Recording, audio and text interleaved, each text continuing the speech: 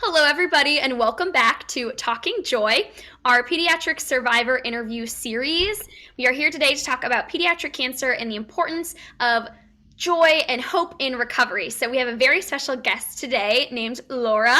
She taught me dance back in the day and helped me be a wonderful dancer and is amazing in theatrics. So, Laura, welcome, and can you tell us a little bit about yourself? Thank you, Sophia. I am living in Portland, Oregon, and my passion is dance, and it always has been since I could walk. And I now teach at the Bridgetown Conservatory for Musical Theater here in Portland, where I met Sophia. And I also teach out of my home studio, which is where I'm at right now. Teaching all kinds of dance. And so that's where I am now. But I have a long history of other things that are not so amazing. So, Could you share a little yeah, bit about your journey with cancer when you were a kid and the process of survivorship for you?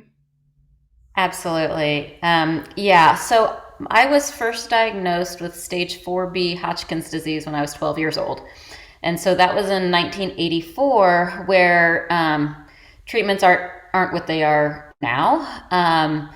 I lived in Topeka, Kansas, and although we have a couple great hospitals there, um, there wasn't really a place for me there. So I was treated in Stanford, California, Palo Alto, California, at Stanford Hospital, the Lucille Packard Children's Hospital there at Stanford.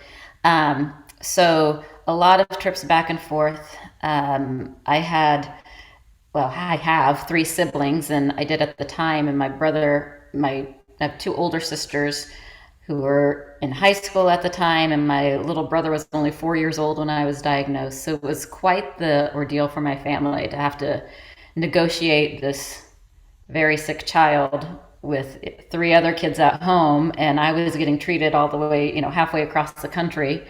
Um, I was very fortunate to have amazing doctors at Stanford and amazing supportive family, but it took its toll for sure. Um, I went through chemotherapy, radiation therapy, had lots of surgeries. Um, Before it was about a year long process going back to and from California and Kansas. I was when I was it took them a very long time to diagnose me. I had some unusual symptoms, not the typical symptoms that one has. So I had a lot of um, tests. I probably went through about 6 months of different tests where my doctors in Kansas knew something was wrong, but it took them quite a while to figure out what it was.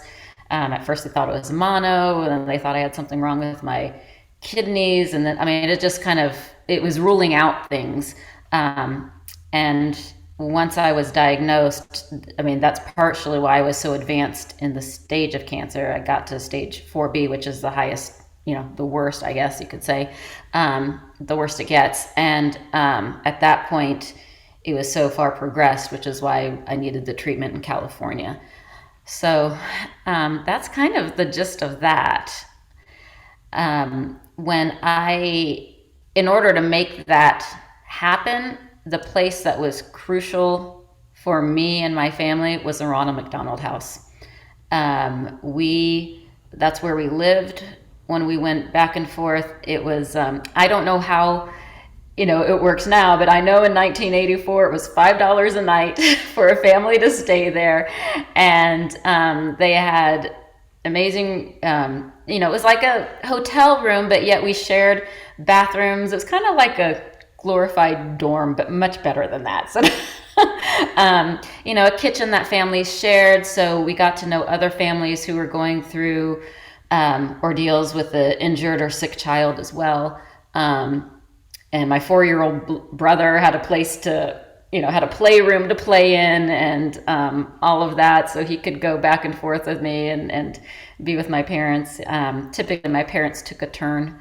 One of them stayed in Kansas while the other one went to California, and then they'd switch and trade places. And sometimes a sibling would come out and all of that, depending on their school schedules. So that's kind of how that went for me there. I don't know if you have other specific questions you want me to delve into, Sophia, but I always have questions, Laura, but thank you for cool. that beautifully put retelling of your story.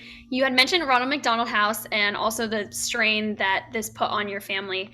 Because many of the organizations I work with are very involved in making sure that families can get back and forth to treatment, like Ronald McDonald House having housing, or CCA, Children's Cancer Association, often provides cars or gas cards or groceries. Do you think without the support of an organization or a nonprofit, your family would have been able to bring you to California, or what would that strain have been like without that support? Oh, yeah. I mean, mainly, I mean, I will admit I come from some privilege, right? And I was very lucky in that, and not everybody has that. So the ability to stay at the Ronald McDonald House for me, I mean, well, for my parents, obviously, too, in terms of the financial burden, but in terms of emotional and support from others going through similar things, was like the number one. I mean, I just have memories of making friends with all of these kids or siblings of kids who were going through similar things that I was going through, and how um, that helped the process, realizing I'm not alone, and my parents and siblings realizing they aren't alone. Because, I mean, honestly, I think it was worse for them than it was for me. I'll be honest with you. I mean, I have stepsons now, and I can't imagine being a parent and going through something like that. That sense of not having any control, of just like hoping for the best, but and being there. But I know as a sick kid, just being around that, the hope and the there's something in realizing you aren't alone in this.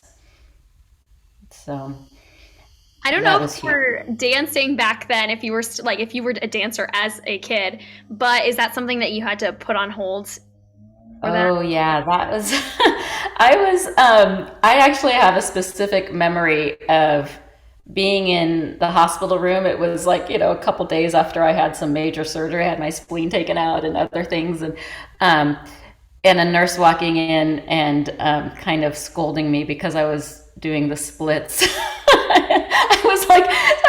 I used the windowsill. I was trying to give myself a little ballet bar, and I was like trying to slide into the splits in my hospital gown, and I'm attached to, an IV, and the nurse walks in, and I remember I got into a little bit of trouble for that. So, dance being a passion of mine, that was, it seems like minutia now, but I will say that happened. I got sick when I was 12 years old, which was the same year I was supposed to go on point in my ballet studio. And the first year I wasn't in the Nutcracker. So yeah, I was an audience member, which felt so weird because I was, I'd never seen the Nutcracker. I was always in it.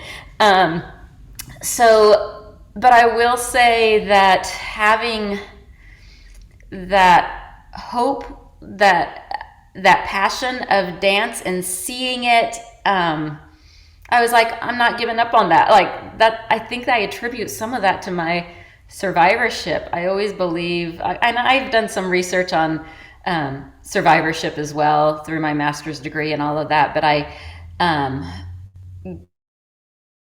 like having this sense of hope and purpose is so important. The minute you don't have something to look forward to, or you don't have a sense of purpose in your life, I think that survivorship goes down. And something that was, I was told you can't dance right now, wasn't told you will never be able to dance again, And on the flip side, in my adult years, have gotten certified to teach danceability, a form of dance that mixed abilities do. So dancing with people who are in wheelchairs, or people with amputations, or who have cerebral palsy. and and then people who are highly trained, all of in other forms of dance, whether it's ballet or whatever, coming together and having this dance company and working together. So doing that was a very important part of my healing process as well as an adult. So. As far as people supporting pediatric cancer patients and survivorship, either financially or with volunteer hours, why do you think pediatric cancer is the cause that people should give their time to? I know there's so many different kinds of cancer and so many different people of every age are experiencing this, but why do you think it's especially important to give back to kids? Because they're our future, right? I mean, without them, they're our future. And I also have seen the progress that's been made. At one point in my teaching career, I had a student who had Hodgkin's disease, and she was about the same age I was when I had it. And at that point, it was very survivable. I mean, it wasn't, when I had it, my odds weren't great. And I was put into a study group. I mean, to this day, however many years later, I still fill out a regular, questionnaire and survey, and I'm part of this research group. From the treatment that I had was new, right? But they don't do that treatment anymore. But they still want to know what the effects are of that treatment I had, and just knowing that, this children's hospital at Stanford was doing this research, and I got to participate with that. And then to see the student years later and realize she didn't have to go what I went through. I mean, yes, it was hard for her, but it was like when somebody was diagnosed with Hodgkin's disease in 1984, that was like one of the first things they did. And now they don't have to go through that major surgery. They don't have to be put on, I mean, I was on penicillin for like 30 years, which took a toll on my body. The kids now don't have to do that, and that's because of donors. That's because of research. That's because they're given a chance to thrive now, and cancer doesn't have to be this like terrible, dirty word that also means mortality, right? It's now like something that is survivable, and not only survivable, but you can thrive after it as long as the resources are there. But if I didn't have those resources, I wouldn't be here. And there's so many kids out there who do not have those resources, and and I'm constantly questioning, well, why was I able to survive and this kid wasn't? And sadly, a lot of it comes down to they weren't given the same opportunities, and that should not be the case. They should they should have the same opportunities I had in amazing doctors and treatment and research and all of that. So yeah, I think that's what comes up the most for me. But to also not forget about the families. I mean, they go through so much. So yeah. Thank you so much for sharing. I only have one question left for you because you were a wonderful interviewer and covered all of the bases for me that I wanted to hear about from your journey. I just want to know what joy means to you, particularly in difficult times. Yeah. Um, when you go through something like that as a kid, you really appreciate the little things, I guess. And I mean, for me, dance has always given me so much joy, like I said. And um, actually, I have a story. Can I tell you a story? It might be a little long, but if you have time, I want to tell you a little story because this was a life changing moment for me. And I was at the Ronald McDonald House, and I was, I had just finished radiation therapy, and got back to the Ronald McDonald House. I was not feeling well, but I also didn't want to be hidden away in my bedroom. I wanted to be out where other people were. So I was sitting they had kind of a public living room, and I was sitting in there, and I was really just observing some of the other kids and some of the other families. And at the time, my 4-year-old brother was there at the Ronald McDonald House with me, and he was racing, doing like running down the hallway with this other kid who was about the same age as he was, but he was there at the Ronald McDonald House because he had had a horrible gangrene infection when he was born, and he had amputations. His legs were amputated above the knees, and his arms just right below the elbows.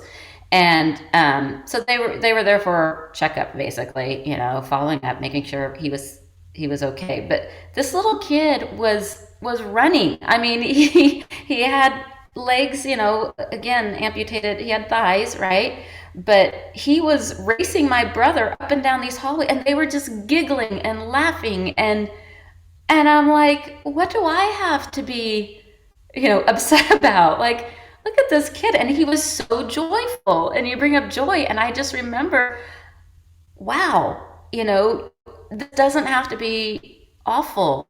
And I just remember making a decision then that that's how I wanted to, you know, at some point you kind of have to accept yes, you fight, but you also have to accept. There has to be this balance, um, to let anger go, to let the anger of being sick go. And I just decided I wanted to be more like that kid than some of the other kids I saw there who were mad, who were angry, and I carry that vision with me every day, and choose joy. I could let something really upset me. I could be like, oh, why me? Or why did this happen?